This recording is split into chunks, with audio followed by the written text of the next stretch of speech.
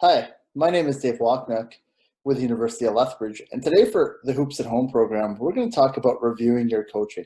So we're going to look back at what you've done as a coach to be able to better prepare for what you're going to do next as a coach.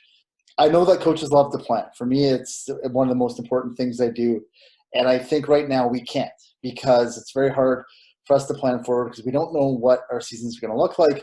We don't know what our next steps are going to look like ahead. But I still think there's a really important activity you can do and a good chance for professional development during this time where you can start to actually work on some of your planning by reviewing what you've done in the past and going back to your past teams and looking at what you do to find out what's effective and efficient and what areas you need to focus on going forward. I think coaches always rush through reflection because they're always moving forward to the next game, next practice, next season, next team. But now we have time to do it. And I think we need to sit down and really use this time for PD. I think we always ask our athletes to get better when they go away in the off season. Coaches have the same responsibility. We have to improve and adapt and get better as coaches ourselves. So today will hopefully be a chance for you to work through an exercise to get you there and to help you improve. So I really think it's us looking back to look forward.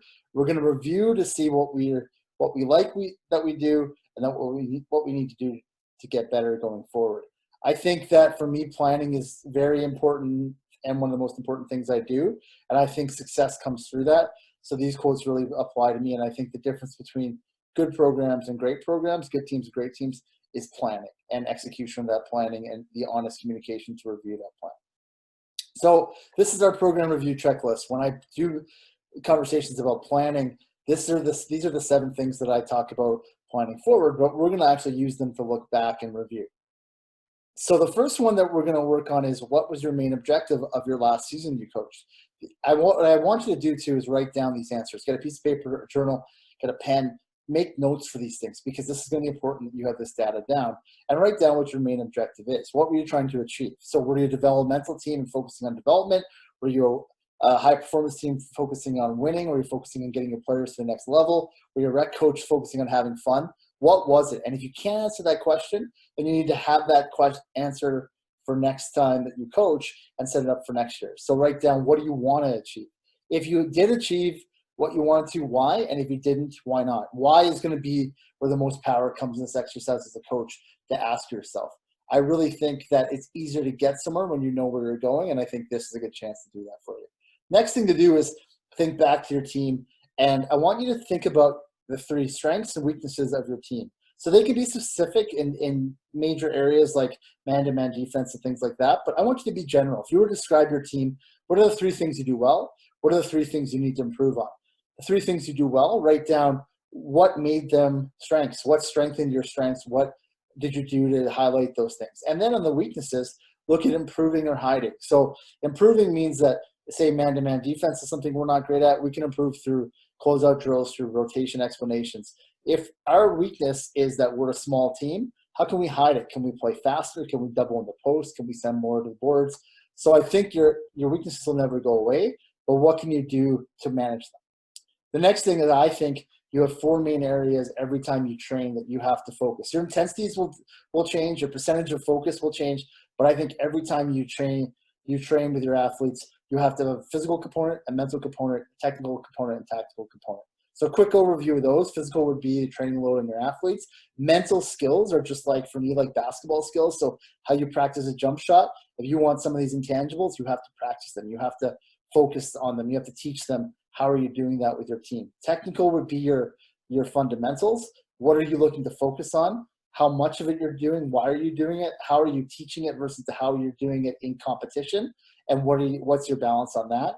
And then the last one is the tactical. So that's going to be your systems. Not so much do they work, but how are your athletes learning and are they able to retain? So many coaches say, well, my players just can't run the play. They just don't know the play. If they can't, look at how you're teaching it. Change the way you're teaching it. Maybe use more video, use the whiteboard, walk them through it, whatever it's going to work. But look at how you're teaching your systems and then ask yourself, why do you run what you run? A lot of times we just run it because we know it or we like it, but is it applicable and is it the best offense for developing our team for our context? And if you do like it and you do want to continue it, how are we going to make it better? We can always improve and enhance what we do. I really think that practices and coaching practices are the most important things we do as coaches. And I think that there's a lot of importance in that. So what I want you to do is track down your practice plans. If you have them saved, great. If you have them on your phone, you have one practice plan somewhere, grab it. I want you to look at them in a different way. I want you to zoom out and look at the focus of the plan, look at the length of the drills, look at how much talking to how much competing, how much teaching to how much competition is in your practice. Look at the quality of it, because I think you need to be able to look at that practice and say, what was my purpose in it, and what was my plan to teach it to my athletes? That's how your practices get better. And are your drills progressing? Are you making them harder as your athletes are improving? The next thing to do is grab game tape. So if you're in a league with tape where you can download it and watch it, or maybe you have a parent who filmed it on their phone, whatever it is, I think you need to go and find game tape and take a look at that, because I want you to watch it again and not analyze yourself on your team's performance, but analyze your performance in it. Look at the decisions you made in some of the areas that I've listed, and why did you make them? Grade yourself 1 through 5, or a letter grade, but why did you do what you did, and are you happy with how you managed it? And if you aren't, what could you do to improve that situation? There's so much power in self-analyzation of games, because I think games are the litmus test. That's when in competition you see your true colors and you see what a coach really does in those moments. And how are you helping your team? How are you teaching them? Are you just yelling random things? I think you need to really see that, analyze that on the game tape.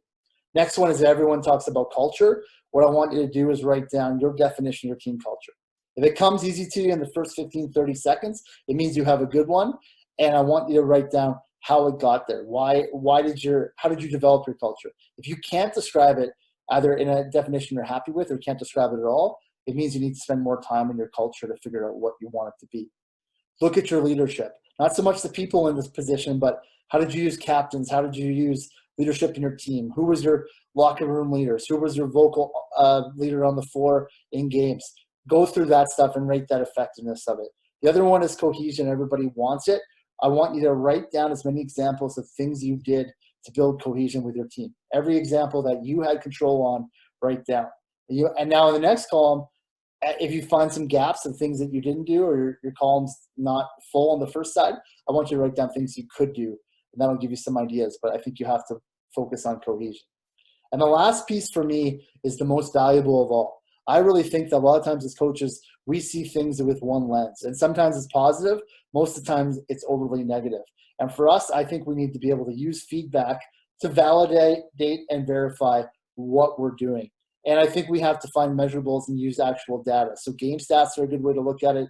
Measured improvements for players or for teams in drills or those types of things are important. But the most valuable to me is getting feedback from your players, from your coaching staff, or from your stakeholders. Stakeholders could be parents, alumni, other coaches in your program, executive around you. So you can do things like a structured survey, asking questions through a Google form or through a SurveyMonkey, and use this time right now. Everyone has time to give feedback, have those conversations. Maybe it's just phoning somebody and saying, hey, can I pick your brain? Can you give me some feedback on my coaching? If you're having trouble finding questions to ask to get feedback, go back to the NCCP model and take the start, stop, continue approach. So ask them to tell you something that we should start doing in my program, something I should stop doing in my program, and something I should continue doing in my program.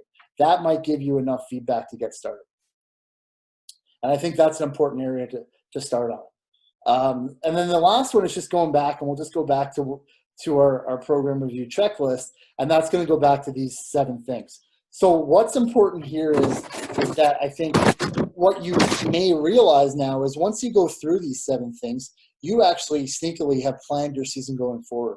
Because now you know what you want to accomplish, you know what you're good at, you know the gaps you have to fill, you've looked at a lot of the key areas and you've got feedback to validate it. Now you're ready to go for next year. So you've actually planned your season by looking back at your season. I think these are a very valuable thing to do, and I think there's a lot of great information in this. So be honest with yourself. This is for you. This is for your development, and I think you can get a lot out of this. If you have any questions on this, don't hesitate to contact me through the University of Lethbridge website. Be happy to help and give you more depth on these things because I think this is so valuable. Other than that, I want to say to everybody, stay safe and best of luck in your coaching going forward. And I hope all is well, and we'll talk again soon.